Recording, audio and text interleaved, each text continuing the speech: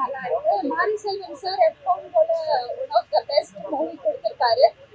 Crew நிறையவே work பண்ணியிருக்காங்க பார்க்கும்போது. அண்ட் க்ரூ வந்துட்டு அவரோட எஃபெக்டிவ் கொடுத்திருக்காரு நிறையவே. ஸோ கபடி பிளேயரா இருக்கும்போது ஒரு டிராமட்டிக் பிளேயரா போகும்போது எப்படி இருக்கணுமோ நிறைய ஹார்ட் ஒர்க் பண்ணியிருக்காரு அவர் அதுல.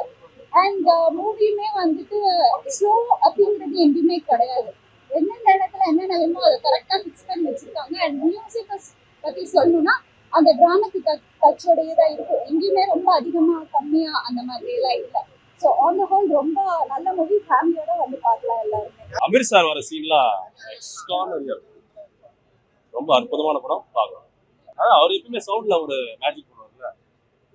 மாரி செல்வன் சார் எல்லாத்துலயுமே ஒர்க் பண்றாரு. சும்மா ஏதோ ஒரு படம் எடுக்க 4 படம் 5 படம் இல்ல.